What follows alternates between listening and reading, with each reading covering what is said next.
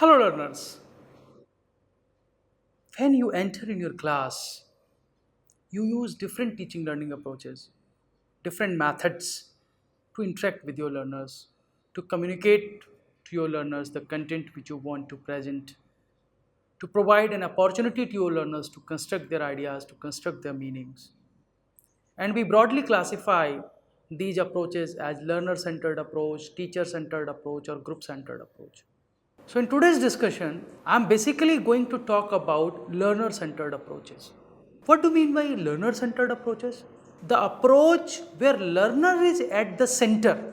The content, the teacher, the instructional design and instructional methods, all are revolving around the learner. All keeps learner at the center of planning. When you think about the content, you think about the learner, that how this content can be provided to the learner. When a teacher plans, he or she plans that how he or she will communicate with the learner. Who is the learner? What is the mental and educational level of the learner? What is the attitude, aptitude and interest of the learner? And which methodology is appropriate for a particular level of learner. So when learner is at the center of planning, either the planning of the content or the planning of the instruction, or when teacher is thinking about to deliver the content, those approaches are known as learner-centered approaches. You know, in learners accountability, learners inquiry, discussion with the learner, collaboration with the learner, creation of knowledge by the learner, and reflection by the learner on the ideas or the issues discussed by you. So everywhere in learner-centered approach, learner is at the center. So what a learner-centered approach is? This idea of learner-centered approach basically started with the humanistic movement in psychology. And it is believed that in learner-centered approach, learner assumes responsibility of learning in the supervision of the teacher for decision, action and consequences. In a teacher-centered approach, the decision is of the teacher, the actions are decided by the teacher, and the consequences are also planned by the teacher. So in learner-centered approach, it is the learner who takes responsibility for all these things. Not only he or she takes the responsibility of his or her learning, but also learners acquire skills and abilities through various activities under the guidance of teacher. What you do as a teacher in learner-centered approach? A teacher arranges, manages and guides learning activities which are based upon needs, interests and cognitive development of learners. Teacher uses a variety of behaviors to initiate, to nurture and to maintain a facilitative learning environment. So teacher's role is only to provide a facilitative learning environment, to maintain that environment so that learners can learn, they can construct their own meaning. In any learner-centered approach, you will find that learners are active participants in the process of learning. They engage themselves in need-based activities under your supervision. They select the content, activities and experiences according to their academic and social needs. So here the selection of the activities and experiences is not being done by you as a teacher. You just provide them situation. You just provide them opportunity. They select the activity. They decide the content. They plan the experiences which they want to gain to learn something. So what is your role? Your role is basically more as facilitator. And learners at the end become independent learners. So how this learner-centered approach is different from teacher-centered approach? If you try to analyze the differences between learner-centered approaches and teacher-centered approaches, you can simply say that in teacher-centered approaches, focus is on teacher as an expert, but in learner-centered approaches, focus is on learner with teacher as a facilitator. In teacher-centered approach, whatever the teacher knows about a skill or content is important. In learner-centered approach, how the learner will use the knowledge or skill or content, that is more important. In teacher-centered approaches, teachers talk, learners listen. In learner-centered approaches, teacher models, learner interact with teacher and with each other, means the peers. In teacher-centered approaches, most of the time every learner is segregated from each other and they are working alone. But in learner-centered approaches, they work in group, they work in peers, and sometimes they also work alone.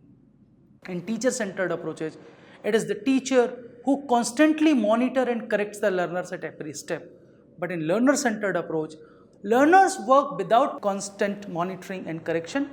A teacher intervenes whenever learners want some guidance from the teacher. The teacher generally chooses the topic in teacher-centered approaches, but in learner-centered approaches, it is the learner which has some say or some choice when a topic is being selected. Teacher-centered approaches, teacher evaluate students' learning, but in learner-centered approaches, learners evaluate their own learning, though tutors also evaluate. So there are many such approaches like problem solving approaches there, inquiry approaches there, naturalistic inquiry is there. So let us talk about one very important learner-centered approach that is known as inquiry approach. Actually, John Dewey in his book How We Think presented it as an alternative approach. He said that knowledge is an outcome of inquiry and resource in further inquiry. Inquiry involves identifying problems, posing questions, and seeking answers. So what learners do in inquiry approach? Learners pose their own questions regarding the topic under study. Stephenson also talks about inquiry approach when he said that inquiry honors the complex and interconnected nature of knowledge construction, striving to provide opportunities for both teachers and learners to collaboratively build tests and reflect on their learning. Whereas Gagné, when he proposed his famous hierarchy of learning, he proposed that inquiry is apparently a set of activities characterized by problem-solving approach in which each newly encountered phenomena become a challenge for thinking. So if you analyze all these definitions of different educationists and practitioners, you can say that learners become actively involvement in learning process when it is inquiry approach. Why? Because they act upon their curiosity and interest. They develop questions about the issues or the situations presented to them. They think their own ways through controversies and dilemmas. They look at the problem in analytical way that how they can solve the problem. They inquire into their preconceptions and what they already know, and they develop clarity and test hypotheses, and at last they draw inferences and generate possible solutions. So inquiry approach starts with curiosity and interest and end to the generating possible solutions. What are the characteristics of inquiry approach? In inquiry approach, learning is stimulated by inquiry, that is driven by questions or problems. In inquiry approach, learning is based on a process of seeing knowledge and new understanding. It emphasizes on the role of teacher as a facilitator, self-directed learning with learners taking increasing responsibility for their learning, and development of skills and self-reflection. You analyze the whole concept of learner-centered approaches and you just try to correlate those characteristics here. When I was talking about learner-centered approaches, I was saying that in learner-centered approaches, the role of the teacher is as a facilitator, same as with inquiry approach. Learners take more responsibility for their learning, same as with the inquiry approach. And this approach helps in development of skill for self-reflection also. It is basically an active approach to learning. So what are various stages of inquiry-based instruction? If you are planning an inquiry-based instruction, first you need to provide an orientation. Then the conceptualization is there. Then investigation, conclusion, and discussion. Let us discuss about these steps in detail. What do you mean by orientation? Orientation refers to stimulating interest and curiosity among the learners in relation to the problem. So you basically facilitate learners or orient learners to the problem about which they need to inquire. The topic may be presented by you or topic may be presented or introduced by your learners. Your learners do the identification of the variables in the problem and they try to define the problem in terms of major outcome. Then comes the conceptualization. Conceptualization is basically a process of understanding a concept or various concepts belonging to the stated problem. So whatever problem you have taken, learners identify the concepts or sub-concepts there and they try to understand that what these concepts are and how they conceptualize. Basically there are two sub-phases of conceptualization. The first is question. They raise several questions, research-based questions, inquiry-based questions on the stated problem.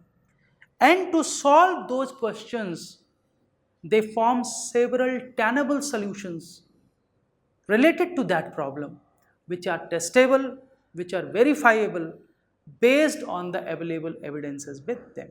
When they conceptualize, they basically formulate hypotheses which are generally based on research questions.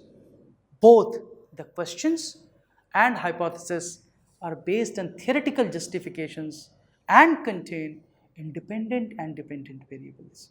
The main outcome of the conceptualization in inquiry approach is that the research questions and the hypotheses which are to be investigated by the learner. Then comes the investigation. Learner turns towards action and starts searching for the solution. There are many sub-phases of the investigation like exploration is there, experimentation is there, data interpretation is there. So what is exploration? When a learner frames certain hypotheses, then he or she tries to gather the information to form the solution. So a planned and systematic process to gather information with the intent to finding a relation among the variable involved is called exploration. If he or she has developed some strategic plan, some design which he or she need to do, then comes the experimentation, which means making and applying a strategic plan to carry out the action, and it is directly linked with the hypothesis formation. Testing the hypothesis is generally done by the experimentation, and what you do in the experimentation, you basically manipulate the variables. Then you collect the data through exploration and experimentation and you analyze the data, and in this way investigation completes. Then comes the conclusion.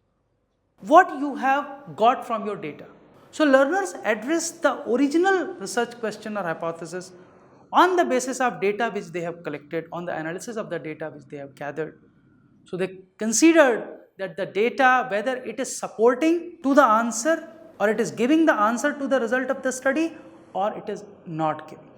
So this phase may produce sometime new theoretical insight. Then comes the discussion. In discussion, it is basically a process of presenting findings of a particular phase or the whole inquiry cycle by communicating with others or by controlling the whole learning process or its phases by engaging in reflective activities. Discussion also involves two subphases, communication and reflection. In communication, basically you disseminate the new knowledge to your peers, your teachers, experts and others so that they may also review on the basis of constructive comments and they can give you the feedback. And reflection is the process of describing, critiquing, evaluating and discussing the whole or the part of the inquiry. Reflection is more of an internal process and it can be done through several activities like narrative journal writing, questioning, writing daily journals. There are many ways. So what are the advantages of inquiry approach? If you use inquiry approach in your classroom, your learners use mental process, therefore it enhances the intellectual capacity of learners. In inquiry approach, learning is based on the direct experiences of the learners and it develops the ability of learners for experimentation. Inquiry approach uses multiple senses of the learners, therefore it helps learners to understand the concepts more clearly, more comprehensively and also with diverse views. Then comes the limitations. This inquiry approach basically requires a lot of training for teachers because teachers need to be trained to facilitate learners for learning through inquiry. So many teachers are not trained in it. Then sometimes the classroom strength, if it is too much, 40, 50, 60 students are there, it is very difficult to apply the inquiry approach in such classroom. So the strength of the classroom is always critical for inquiry learning. It is feasible if classroom strength is small.